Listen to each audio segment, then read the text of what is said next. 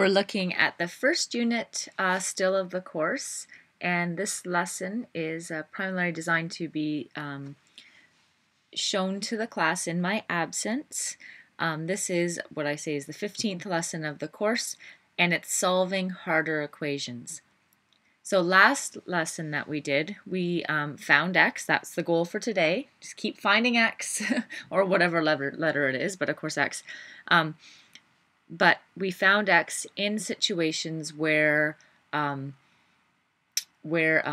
could probably just have looked at them and figured it out, right? And in your mind, when I went through all this detail about opposite operation, etc., it probably felt like, you know, I was making things more difficult. Well, the reason that I chose to do that was so that we could solve harder equations. And the reason we're solving the ones we're doing today is I want to prep you up to take physics one day. It doesn't have to be physics. There's tons of applications for equations, but you know, in my mind, it's all physics. I'm a bit biased.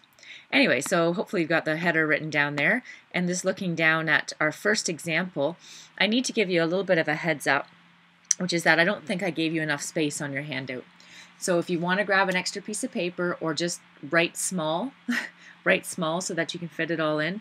I feel like these first two examples, especially the first one, you could use a little bit more space. So either write small or get another piece of paper handy. So here we go. I do encourage you to pause the tape, by the way. Ask, you know, hopefully as the teacher in the class today, if you could please pause the tape where you find that I'm going too fast, because I have everything written in ahead of time and I'm going to explain as I reveal it. And then if you find that people need more time to write, please pause so that you can everyone's sort of staying up with the whole lesson. Okay, here we go.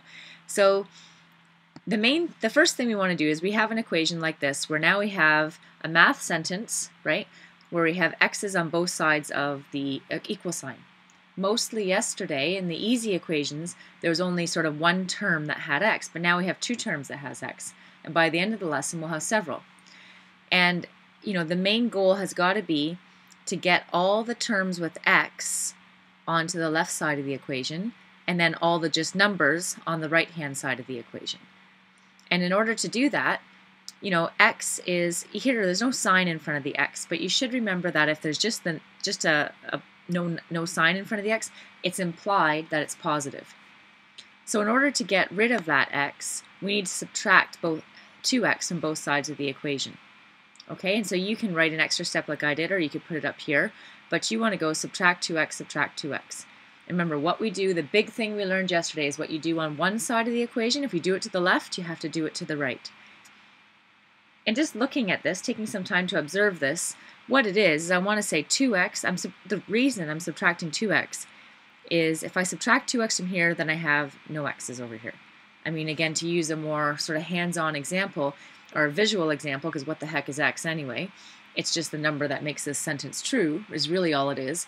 But from a holistic point of view, imagine it was I had, you know, 2 apples over here. Well, 2 apples minus 2 apples is 0 apples, right? I'm getting rid of what's on this side of the equation, and therefore, if I do it here, I have to do it over here. So you subtract 2x from each side, and that leaves you with 2x minus 7 equals 11. So 4x minus 2x, there's where that 2x came from. This minus 7 hasn't changed. And then because I've subtracted 2x from here, this term disappears. And you end up with just 11. Okay, notice there's a little bit of space here. And that's what I said earlier, get all terms with the x in them on the left side of the equation. Now, so once you've got that 2x minus 7 equals 11 down, the next thing is to get all the terms with that are just numbers onto this side of the equation. Okay, so I have minus x. So to get rid of this, opposite operations, if this is subtracted, if I add 7 to each side, then I can end up with like no numbers, just the x term over here. So it subtracts 7, so I add 7, opposite operations, do the same thing to both sides of the equation, and you end up with 2x equals 18. Now we've got a nice easy equation, and you should, by inspection, know that x has got to be 9, because 2 times 9 equals 18. But we're going to solve it, you know, using what, you know, more first principles, or more like proper form, which is, I have 2x equals 18. Well, I'm going to divide both sides of the equation by 2 because 2 and x are multiplied together. So whenever you have something multiplied by x, you just divide by that number to get x equal, in this case, x equals 9, like I said. Because 2x over 2, it's like the 2's cancel, right? And over here, I've got 18 over 2, which is equal to 9. So therefore, just x equals 9. Okay? Now, there is another part to this, and this is why I wanted you to keep space. And I'll be honest and say it's only an expectation for the academic kids to be able to do this. I think everyone should write it down because it's a good practice, but it's only an expectation in the academic course to check the solution. Okay? So checking the solution, again, if you need to pause, please do, but I'm moving on. Checking the solution means, can I verify that x equals 9 is correct? Besides, say, if Ms. Stone put the answers on the back of the page or it's in the back of the textbook or something. How do I know that x equals 9 is correct?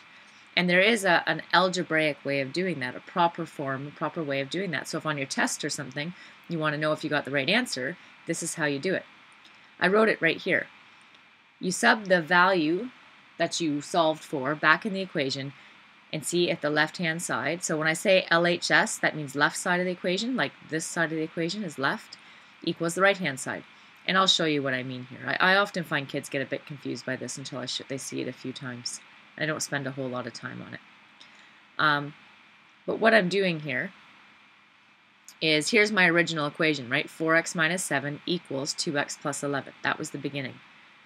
So then you take your solution, which is x equals 9, and you sub it in. Instead of x, you put 9. So 4x minus 7 is the left side of the equation. Sub in x equals 9, and then solve. And I get 4 times 9 is 36, take away 7, so 36 take away 7 is 29. On the right-hand side of the equation, I sub in x equals 9, so 2 times 9 plus 11 equals 18 plus 11, or 29. And so because when I do that, right, when I do that, this side equals this side, I can sort of say, check mark, good work, Miss Stone. I know my solution is correct. Okay, pause if you need to, but I'm just going to move on to the next example. Okay, here we have 2m minus 6 equals same sort of question, right? I need to get all the m instead of x terms. I gotta get all the m terms over to this side. See how it's a minus 4m? See, it's minus, so I have to add 4m. So whatever sign is in front of the term you have to move over, you do the opposite, right? So it's minus here, so I add 4m to each side to get all the m terms on the left. So add 4m on both sides of the equation. So this one's going to cancel out because minus 4 plus 4 is 0. And this side I have 2m plus 4m, so that's 6m altogether. So I should end up with 6m, right? So this minus 6 hasn't changed at all. This part hasn't changed, but I do have 6 here because 2 plus 4 is 6. Leave a little space. And now this all cancels out. So now I've got 6m minus 6 equals 12. And then I want to get rid of this, so I have all the numbers over on the other side of the equation. So go again, you want to bring all the letters to the left, all the just numbers to the right, with the idea of getting m, in this case, by itself. Get m by itself, get x by itself. Make that your goal the whole time. So if I add 6 to both sides, you get, this cancels out. This becomes 18, so 6m equals 18. The final step is these are multiplied. So you always divide by the number that's beside the variable, the letter, right? To get m by itself. And m equals 3. Okay? So that's the solution to that harder equation. And I'm going to go through another check. So this is the last check I'm going to do. And hopefully from this you can be able to use this as a model to practice it on your own on your homework questions, okay? So checking the solution. Again, pause if I've gone too fast, by the way. Okay, left-hand side, right-hand side. So on the left, I write this because that's the left-hand side of the equation, right? And on the right, I write this because that's the right-hand side of the equation. Instead of writing m, you write your solution, which was 3. So 2 times 3 minus 6 is 6 minus 6, and you get 0 on this side. Same thing over here, minus 4 times 3 plus 12. is minus 12 plus 12 or 0. So once again, my check shows that my answer is, yay, correct. Don't have to look at the back of the book. I know it's correct, right? And what a great strategy if you're on a test or something like that, right? Because on a test, you don't have an answer at the back of the book to check your answers. You just do a check. Right? Very good practice. And I especially sort of think this is a skill that the academic kids should be adept at. And as you do harder math in grade 10, 11, and so forth, it's something you should be able to get your head around. I know it's hard the first time, but okay. So if you need more time to copy, pause. Otherwise, moving on. Okay, harder example. I'm going to use distributive law. So this time, look at this big long equation, right? And I want to solve for y. So the first thing I did, just to remind you with distributive property, when you have something like this, right, there's no number here. But I wrote in a 1 because the no number, the 1 is implied. Okay? So then when you think about a distributive property and sort of simplifying this expression, I just, I on the side here, this is the way I think of it. Okay? When I do these questions myself, and as you get better at them, I don't expect you to do this, but to start out, I want you to know where everything's coming from. So I have to distribute the 5 times each of these terms, right? So 5 times y is just 5y. 5 times, remember, you keep the sign with it. Even though it's y minus 3, go 5 times negative 3, you get negative 15. So when you write it out, you're going to go 5y minus 15. Over here, negative 1 times y is negative y, and negative 1 times negative 2 is plus 2. So if you look at what I have here then, so I've got the 5y minus 15 minus y plus 2. Okay, so that's the expression. Then you have to simplify it. So the goal is to simplify it as much as you can, and then you get rid of all the terms that don't belong on the left-hand side, right? So 5y take away y is 4y. Minus 15 plus 2, minus 15 plus 2 is minus 13. And then I still have this 19 over here. So again, now it's when we've seen one more like this before. We want to get rid of this minus 13. So you add 13 to both sides. Okay.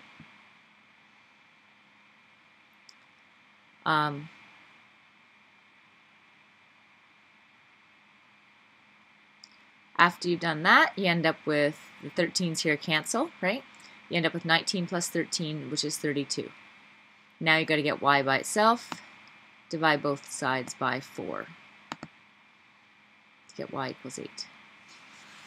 This one I didn't check. We didn't put a check on it, so we could check it, but I'm not gonna.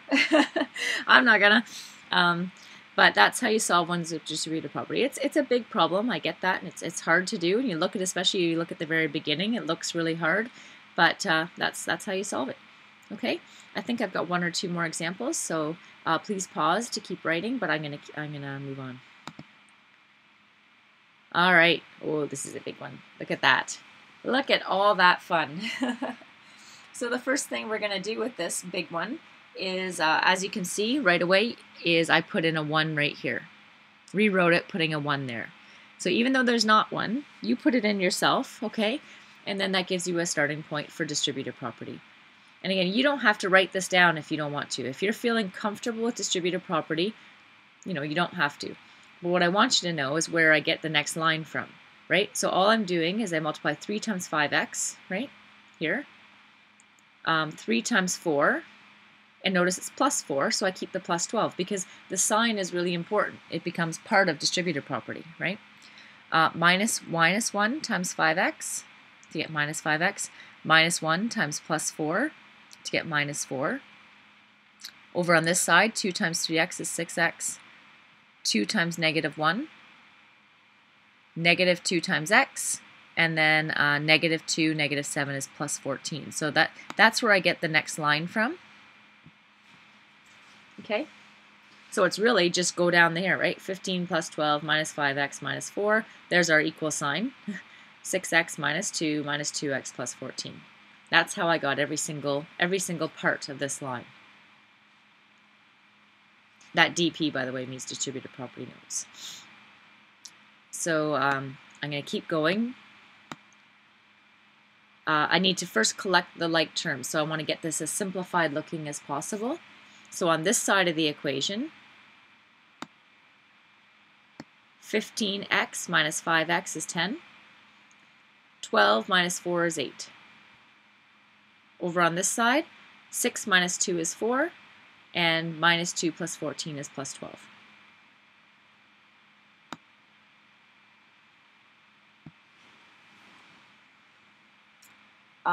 Again, now we're going back to what we started with, right? I got to get this x term onto this side of the equation. So you subtract 4x from each side.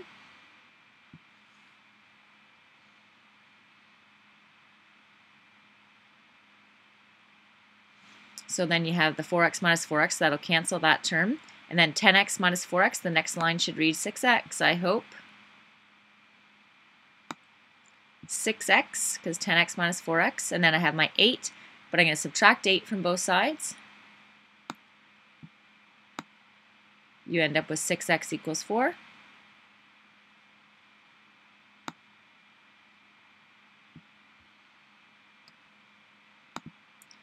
Divide each side by 6. Remember, whatever's with the variable, you just divide by that, and we'll end up with, that's a fraction, right? If you wanted to, you could put that in your calculator. You'd get 0.67. It would be 0.66666 rounded, right? So I would rather see you leave things as a fraction. So 4 over 6 is a perfectly fine answer, or better yet, lowest terms, 2 over 3. This is better than a decimal, okay? So if you have when you do your divide here, if you get a number that isn't perfect, right, that you have to do any rounding, leave it as a fraction to be more accurate. Okay, so that's a big one. Do I have another one? Yes, oh, another big one. Another big one, let's go. This one looks really weird, okay? This next one coming up, again, pause if you need to. But this one looks weird. You're saying, what the heck is she talking about? Well, let me tell you something. This Equeo loves this question. So we are learning how to do this question. It's saying, say you've got two triangles, and that my pictures aren't very good because they're supposed to have the same perimeter, right? Which is the sum of all the sides, right? So if, say this wasn't, you know, the perimeter would be this side, whatever length that is, plus that length, okay?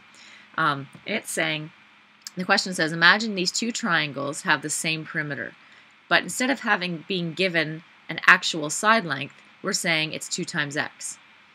So x could be, for example, 1 centimeter or 2 centimeters or 3 centimeters. We're not told. This is this weird, abstract, you know, time to think outside the box type question where we're not given x, we're not given the side length as a number like 15, which wouldn't that be nice? Instead, we're given the side length as an expression, 3x plus 1. Okay? So just get your head around that, you know, accept it. Don't hate me too much for it. Accept it.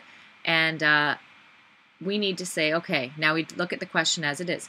We have two triangles, right, 1 and 2, and they have the same perimeter. That means if I added up all these 3 sides, it would be equal to whatever I add up for those 3 sides, right? So let's first look at this left triangle and say, okay, what's the perimeter then? The perimeter is going to be 3x plus 1 plus 3x plus 1 plus 2x minus 3. And you can simplify that, right? So you go, the x's becomes 3 plus 3 is 6, plus 2 is 8. The numbers are 1 plus 1 is 2, take away 3, which is minus 1. Okay, that's just collecting like terms. The right triangle is a little simpler, right? The perimeter is just 6x. 2x plus 2x plus 2x, 6x. Okay? So I have these two perimeters of each triangle, but what we're told in the question is that they're equal to each other, right? So since they're equal to each other, you can come up with an equation. You can say that 8x minus 1 must be equal to 6x.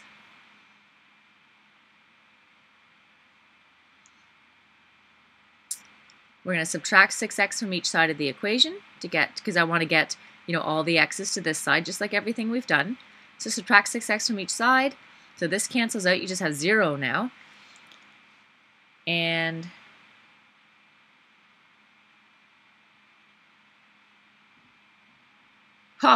made a mistake. I caught it first. So 2x minus 1 equals 0.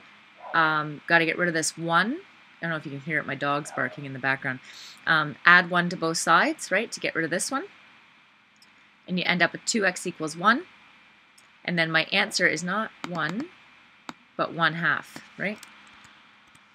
Good thing. If someone else had caught that, I'd be owing some candy, but since I caught it. Okay, so 2x equals 1, divide both sides by 2, so x is 1/2. X is 1 divided by 2. Okay, so that's the last example, and you know, if you want to look at the first homework question or two just to get your head around it, that'd be great, but I know you have other work that you should be working on as well today in class, so thanks for your patience with that fairly long lesson. I see 20 minutes, not even including the fact that you would have had to pause it to keep up, but anyways, good work, and we'll practice this a lot tomorrow. I wanted to make sure you got the lesson in today, though. Good job, Miss Stone. Good job, kids. Good job, friends.